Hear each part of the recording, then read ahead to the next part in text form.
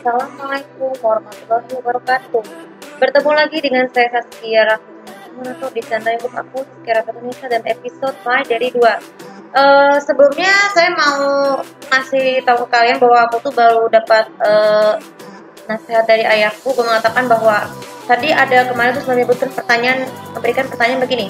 Masa anak umur 24 tahun bisa menjadi jerit atau masa 24 tahun bisa bergadah? Nah, ini salah satu pertanyaan dan jawabannya adalah tidak. Karena kan gini, saya kan udah berusia 24. Mungkin maafin aja kalau salah ngomong tuh, seharusnya kan 24 bukan 25 ya, karena kan belum terlalu ketinggian seperti itu. Nah, jadi topik kali ini saya akan menjelaskan perbandingan sikap kekanak-kanakan, sikap kedewasaan, yaitu sikap, perilaku, perbuatan, dan pikiran.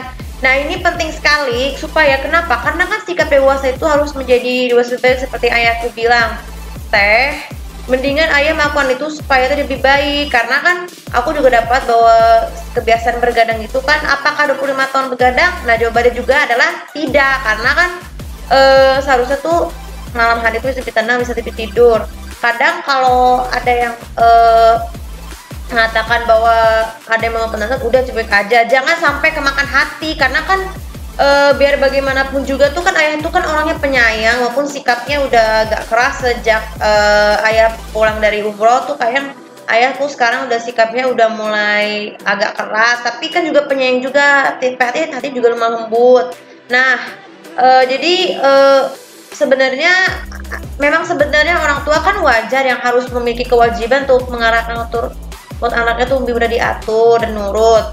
Karena kalau tidak, anak-anak kita itu bisa orang tua kita merasa mau membuang anaknya yang nggak mau nurut. Nah, itu kan perbuatan dosa.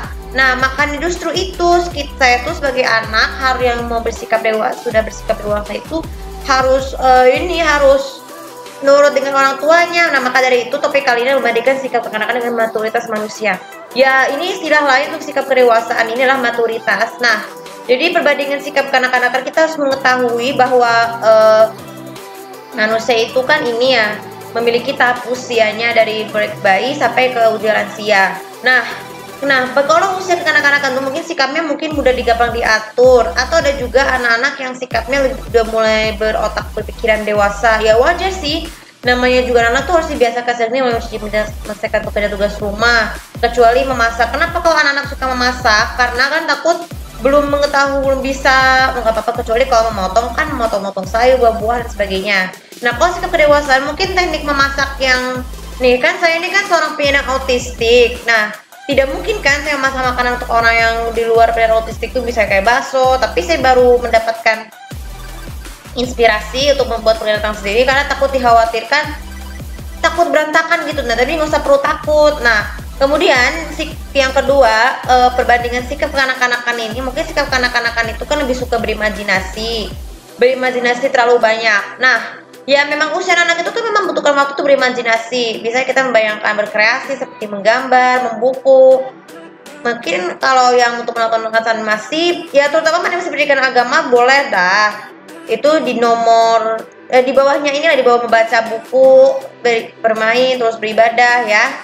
Terus untuk sikap dewasa, kita berpikir imajinasinya sudah mulai menjadi lebih dewasa dan lebih berintelek. Kenapa? Karena sikap berimajinasi buat intelek ya, itu berbeda hal dengan berimajinasi untuk anak-anak. Jadi pikiran kita lebih terjerumus ke hal-hal yang lebih dewasa dan tinggalkan kebiasaan kanak-kanakan. Oke, kalau sikap yang lain untuk anak-anak yang ketiga adalah kalau perbuatan anak-anak yang itu sikapnya itu perbuatannya bisa mudah mandiri ya. Ya memang karena usia anak tuh kan belum terbiasa ya menjadi sikap dewasa tempat umum.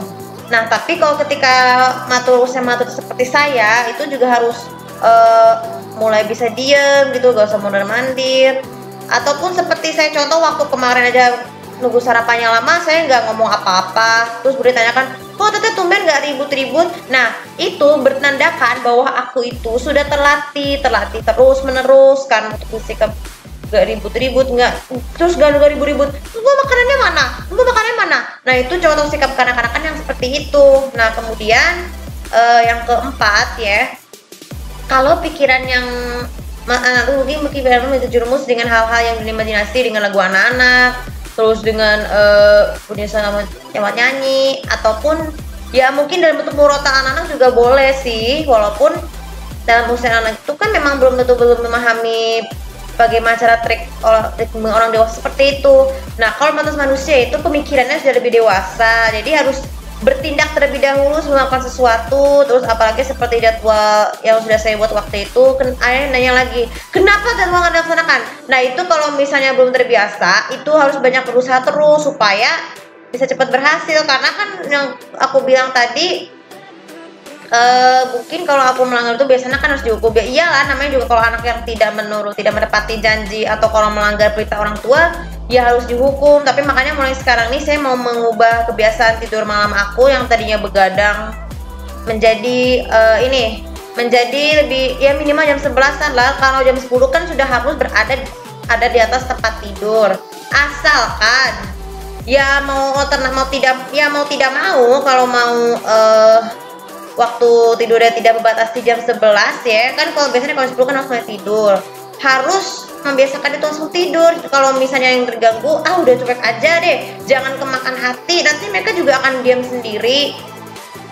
Dan nggak boleh mengganggu kehidupan, atur kehidupan orang lain. Nah itu kan namanya juga egois. Nah aku nggak bermaksud mengatakan egois kepada ayahku, nggak ya, karena aku nggak mengatakan egois pada ayahku, karena kan memang orang tua yang masih terganggu itu kan harus kepada orang lain untuk mengingatkannya supaya bisa tenang. Nah, oke. Jadi hikmah dari pertanyaan yang terakhir, perbandingan sikap yang terakhir adalah ini, emosi. Mungkin emosi ini akan sangat penting sekali supaya tidak cepat gelisah. Kalau emosi anak-anak itu kan biasanya lebih suka merengek-rengek, tidak sabar. Dia itu kan karena kan nggak wajar kalau terbiasa. Cuman orang tua harus melatih mereka tuh menahan emosi dari usia anak-anak sampai sekarang supaya tetap sabar, mereka memahami betul supaya perbuatan mereka itu bisa dipercaya, membangkitkan konsisten dan kepercayaan diri kepada siapa saja, terutama kepada orang tua yang masih mengatur anaknya. Nah sedangkan kalau sikap emosi itu juga harus lebih, gak boleh stres, gak boleh sedih. Ya aku gak sedih sih, cuma biasa-biasa aja. Terus gak boleh gelisah, gak boleh risau, gak boleh ribut-ribut. Terus apalagi nih yang paling penting sekali itu perbuatan emosinya jangan membuat kita sebagai orang skizofrenia atau lebih istilahnya bicara sendiri. Jadi bicara sendiri juga sangat tidak diperbolehkan bagi orang sikap dewasa, karena bisa membuat kita tuh pikiran itu menjadi lebih gila ya, mengidap skizofrenia. Maka dari itu, karena aku biasanya tuh melatih berhenti bicara sendiri ini harus secara bertahap-tahap.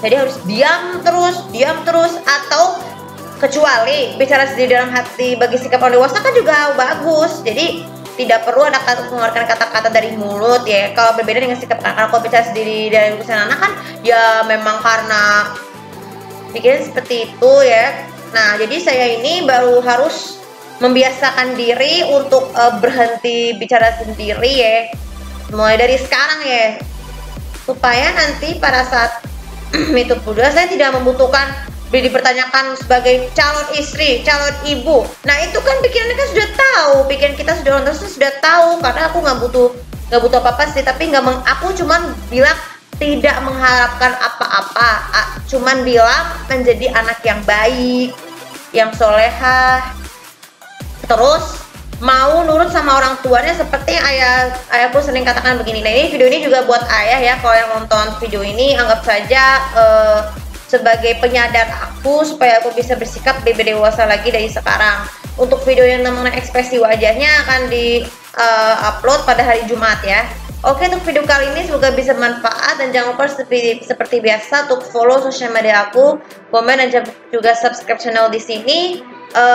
Untuk memberikan komentar bagaimana pendapat kalian mengenai video ini. Apa kalian masih punya orang tua atau orang tua kalian yang udah nggak ada bisa memahami apa video-video yang aku maksud buat tadi ya. Terima kasih. Assalamualaikum warahmatullahi wabarakatuh.